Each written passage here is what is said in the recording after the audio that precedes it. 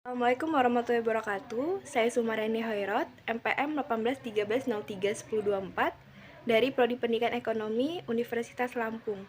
Di sini saya akan menjelaskan secara singkat materi-materi dari mata kuliah Ekonomi Pembangunan. Materi yang pertama yaitu definisi pembangunan ekonomi. Pembangunan ekonomi memiliki arti yang luas mencakup pada tata susunan ekonomi masyarakat secara menyeluruh. Pembangunan merupakan proses transformasi yang dalam perjalanan waktu ditandai oleh perubahan struktural, yaitu perubahan pada landasan kegiatan ekonomi maupun pada kerangka susunan ekonomi masyarakat yang bersangkutan. Dalam hal ini, Sumitro Djohadikusumo menggunakan istilah pembangunan bagi permasalahan dalam perekonomian negara-negara berkembang. A. Madison membedakan antara pertumbuhan ekonomi dan pembangunan ekonomi. Menurutnya, pertumbuhan ekonomi adalah kenaikan pendapatan yang terjadi di negara maju, sedangkan pembangunan ekonomi adalah kenaikan pendapatan yang terjadi di negara miskin. Definisi pembangunan ekonomi ini saya kutip dari buku S. Damanhuri Didin 2010 yang berjudul Ekonomi, Politik, dan Pembangunan, PT Penerbit IPB Press Bogor. Materi yang kedua yaitu ciri-ciri umum negara yang sedang berkembang. Menurut M. I. Jinghan, ada beberapa ciri yang secara tidak langsung merupakan problematika ekonomi pembangunan dari negara berkembang. Ciri-cirinya ialah yang pertama, kemiskinan umum. Kemiskinan ini tercermin dari rendahnya pendapatan per kapita penduduk di negara tersebut. Kemudian yang kedua, mata pencarian utama dalam bentuk pertanian. 2/3 penduduk di negara berkembang tinggal di pedesaan dan bermata pencarian pertanian.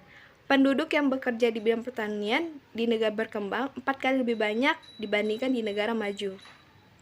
Kemudian yang ketiga, ekonomi dualistis. Dan yang keempat, sumber alam yang kurang terkelola. Kemudian yang kelima, tingginya tingkat pengangguran. Yang keenam, ekonomi yang terbelakang. Yang ketujuh, ketiadaan inisiatif dan usaha. Yang kedelapan, kelangkaan alat modal. Yang kesembilan, keterbelakangan teknologi. Tingkat teknologi di negara berkembang sangat mudah serta tidak efisien. Keterbelakangan teknologi di negara berkembang tercermin dalam beberapa hal. Pertama, biaya produksi rata-rata tinggi meski upah buruh rendah. Kedua, tingginya rasio buruh. Ketiga, besarnya jumlah tenaga kerja tidak terdidik serta jumlah barang modal yang diperlukan untuk menghasilkan satu output nasional. Ciri-ciri umum negara yang sedang berkembang ini saya ambil kutipan dari buku S. Damanhuri Didin 2010, Ekonomi, Politik, dan Pembangunan, PT Penerbit IPB Press Bogor. Kemudian materi yang ketiga yaitu teori-teori pembangunan ekonomi. Yang pertama ada teori liberal. Liberal diartikan sebagai bebas atau kebebasan. Penanaman liberal tersebut tidak terlepas dari teori yang memberikan kebebasan yang besar bagi individu-individu atau unit perekonomian untuk melakukan hal terbaik bagi kepentingan mereka masing-masing. Teori liberal ini bermula dari Adam Smith dari mazhab klasik. Menurutnya, pemerintah tidak perlu melakukan intervensi terhadap jalannya sebuah perekonomian. Ciri-ciri teori liberal yaitu yang pertama, pengakuan yang luas terhadap hak-hak pribadi. Yang kedua, perekonomian diatur menurut mekanisme pasar. Yang ketiga, motif penggerak roda perekonomian adalah motif laba pendekatan teori liberal. Nah, pendekatan teori liberal itu adalah teori pembangunan Rousseau. Menurut Rousseau, ada beberapa tahapan pembangunan ekonomi. Yang pertama, masyarakat tradisional ialah masyarakat yang fungsi produksinya sangat terbatas. Dan yang kedua, tahapan persyarat lepas landas. Yang selanjutnya, teori non-liberal. Non-liberalisme sebagai sebuah gagasan sebenarnya sudah dikenal sejak 1930-an. Neoliberalisme tidak lain adalah kelanjutan dari konsep liberalisme yang merupakan perkembangan dari pemikiran ekonomi kapitalisme. Konsep neoliberalisme dikenal luas oleh publik secara lebih sistematis ketika diperkenalkan oleh John Williamson. Sebagaimana Winston Konsensus Washington tersebut mencerminkan pendekatan pasar bebas terhadap pembangunan yang harus dijalankan oleh negara-negara sedang berkembang. Artikel ini dikutip dari sumber buku S. Damanhuri Didin 2010, Ekonomi, Politik, dan Pembangunan, PT Penerbit IPB Press Bogor. Yang keempat yaitu unsur-unsur perkembangan ekonomi. Unsur-unsur perkembangan ekonomi terdiri dari yang pertama, satu, penduduk dan tenaga kerja. Sebagian besar penduduk di negara-negara berkembang dalam keadaan yang ditandai dengan kemiskinan massal. Pertumbuhan penduduk yang dialami oleh negara-negara berkembang sangat cepat laju pertumbuhannya. Tahap-tahap perkembangan penduduk. Tahap pertama antara tahun 1900 sampai 1920. Dalam dimana tingkat perkembangan penduduk itu lambat. Tahap kedua, yaitu dari akhir tahap pertama hingga tahun 1950, merupakan periode yang ditandai dengan penurunan tingkat kematian. Namun, tingkat kelahiran tidak mengalami perubahan. Tahap ketiga yaitu sesudah Perang Dunia ke-11. Tingkat kematian mengalami penurunan lebih lanjut, sedangkan tingkat kelahiran tetap tidak mengalami penurunan yang berarti. Sumbernya berasal dari S. Damanhuri Didin, 2010 Ekonomi Politik dan Pembangunan, PT Penerbit IPB Press, Bogor. Kemudian, kelanjutan dari unsur perkembangan ekonomi itu terdiri dari kapital sosial. Kapital adalah semua bentuk kekayaan yang dapat digunakan secara langsung atau tidak langsung dalam produksi untuk menambah output. Sumber-sumber kapital yaitu ada sumber fisik, swadaya masyarakat, dan sumber dana finansial. Kemudian teknologi dan wira swasta. Penyebaran teknologi, penyebaran ilmu pengetahuan dan teknologi sekarang ini lebih mudah daripada masa lalu. Kemudian, fungsi wira swasta itu sendiri diartikan sebagai atau seseorang atau segolongan orang yang berbuat untuk menerapkan kombinasi-kombinasi baru faktor-faktor produksi untuk kegiatan produksi. Kemudian sumber daya alam. Adanya asumsi bahwa kemunduran suatu perekonomian ataupun adanya kesempatan untuk berkembang bagi suatu masyarakat dapat dilihat dari sedikit banyaknya sumber-sumber alam yang ada di daerah tersebut. Suatu negara mulai kemiskinan adalah karena tidak cukupnya sumber-sumber alam yang dimilikinya. Kemudian materi yang kelima yaitu tahap-tahap perkembangan ekonomi. Tokoh-tokoh yang mengemukakan tentang teori tingkat perkembangan antara lain Friedrich List. Tingkat-tingkat perkembangan ekonomi menurut F. List antara lain fase primitif, yang kedua fase pastoral, yang ketiga fase agrikultural, yang keempat fase agrikultural dan manufacturing, yang kelima fase agrikultural, manufacturing, dan komersial. Kemudian yang kedua Bruno Hildebrand dari Mazhab Sejarah. Teori tingkat perkembangan yang dikembangkan oleh Bruno Hildebrand antara lain perekonomian barter atau natural, perekonomian uang, dan perekonomian kredit. Kemudian yang ketiga Karl Bashir. Menurut Karl Bashir, perkembangan ekonomi terdapat 3 tingkatan antara lain produksi untuk kebutuhan sendiri, yang kedua perekonomian kota, yang ketiga perekonomian nasional.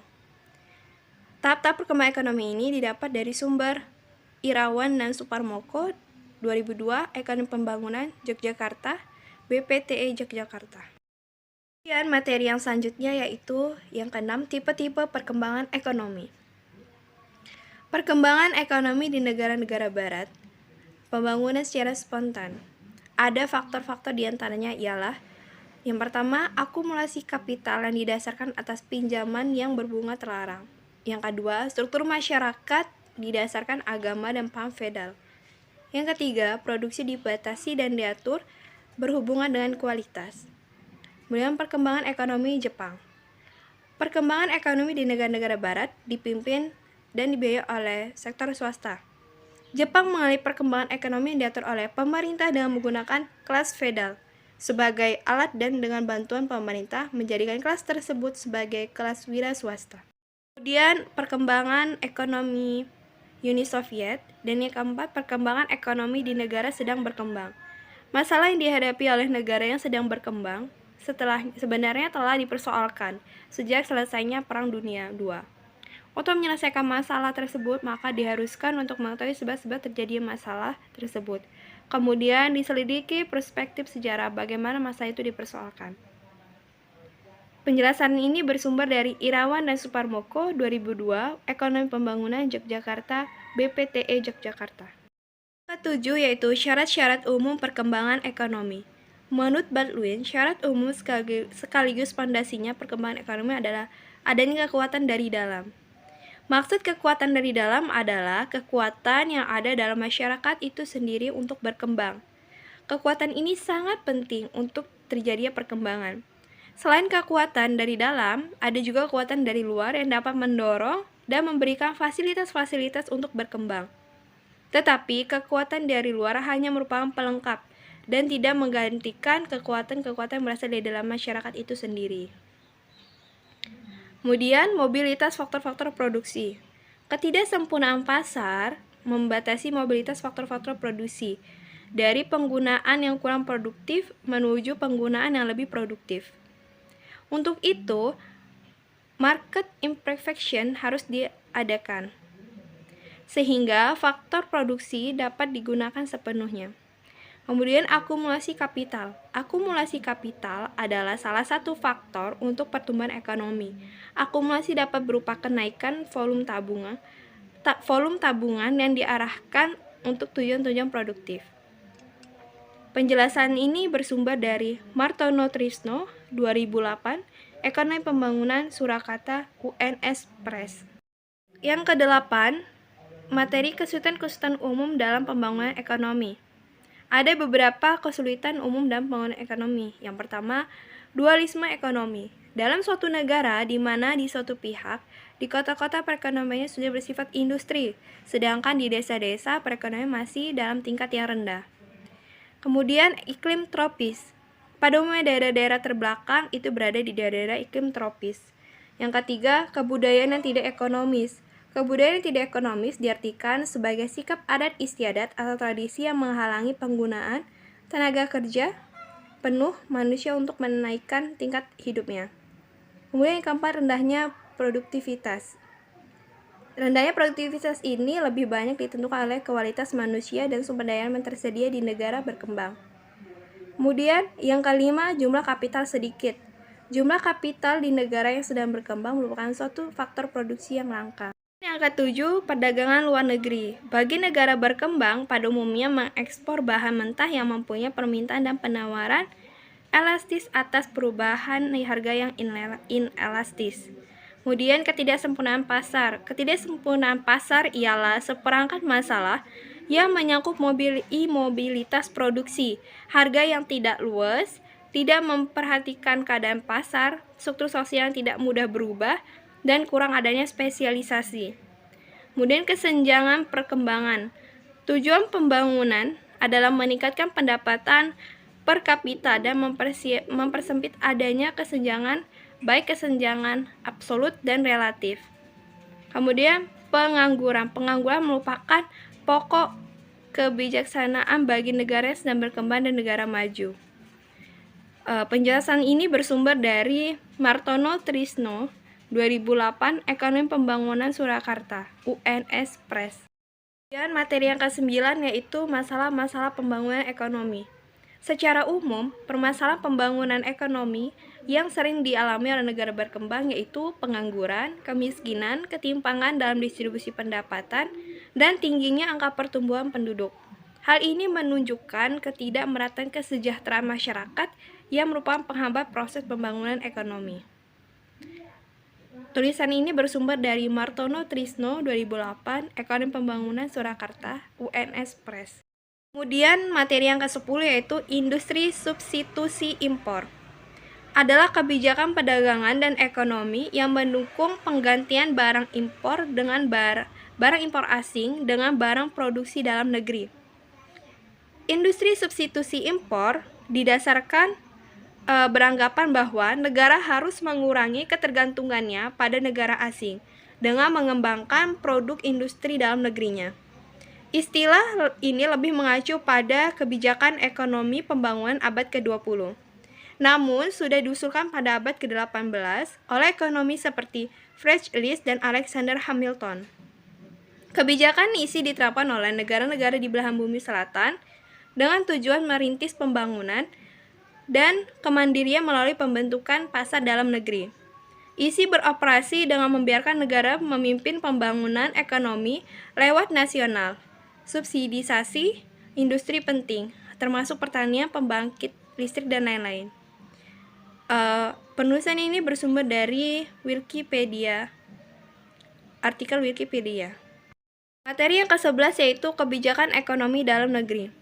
Peran pemerintah dalam sistem ekonomi. Peran atau campur tangan pemerintah dalam perekonomiannya ada yang bersifat kuat atau negara sosialis, ada juga yang bersifat lemah atau negara kapitalis. Indonesia menganut sistem ekonomi campuran dengan mengutamakan berlangsungnya mekanisme pasar sepanjang tidak merugikan kepentingan rakyat banyak. Kemudian apa saja kebijakan ada dalam negeri, diantaranya ialah kebijakan sektor ekonomi seperti pertanian, industri, dan jasa-jasa. Kemudian kebijakan keuangan negara seperti perpajakan, bea cukai, anggaran pemerintah atau APBN. Kemudian kebijakan moneter perbankan seperti jumlah uang yang beredar, suku bunga, inflasi, perkreditan, pembinaan, dan pengawasan bank. Kemudian kebijakan ketenaga kerjaan seperti penetapan upah minimum, hubungan kerja, jaminan sosial. Kemudian kebijakan kelembagaan ekonomi seperti BUMN, perusahaan swasta pemberdayaan golongan ekonomi lemah atau UMKM. Tulisan ini bersumber dari contoh dan fusi blogspot.com. Dan untuk materi yang terakhir yaitu materi ke-12, kebijakan ekonomi luar negeri. Kebijakan ekonomi internasional adalah keseluruhan tindakan pemerintah atau suatu negara yang bertujuan untuk meningkatkan laju pertumbuhan ekonomi, meningkatkan pendapatan negaranya dengan melalui kegiatan yang mendorong ekspor dan mengatur atau mengendalikan impor.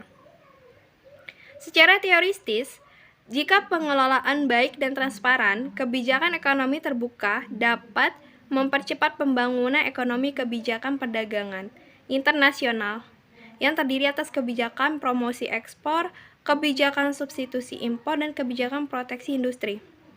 Kebijakan promosi ekspor selain menghasilkan devisa, kebijakan promosi ekspor dapat melatih dan meningkatkan daya saing atau produktivitas para pelaku ekonomi domestik. Kebijakan substitusi impor merupakan kebijakan untuk memproduksi barang-barang yang diimpor. Kemudian kebijakan proteksi industri. Kebijakan proteksi industri umumnya bersifat sementara, sebab tujuan untuk industri yang sedang berkembang sampai mereka mampu bersaing. Kebijakan hubungan ekonomi luar negeri diantaranya kebijakan neraca pembayaran seperti pengaman cadangan devisa negara, kemudian kebijakan perdagangan luar negeri seperti tata niaga, ekspor dan impor, perjanjian dagang antar negara, kemudian kebijakan penanaman modal asing seperti perizinan, investasi langsung, investasi tidak langsung, usaha-usaha patungan. Penulisan ini bersumber dari Maria Magdalena Minarsi, Manajemen Fakultas Ekonomi Universitas Pangandaran, Jurnal Unpad Akademi ID. Yang penjelasan materi dari rangkuman mata kuliah pembangunan ekonomi. Saya mengucapkan terima kasih dan mohon maaf apabila terdapat banyak kesalahan. Wassalamualaikum warahmatullahi wabarakatuh.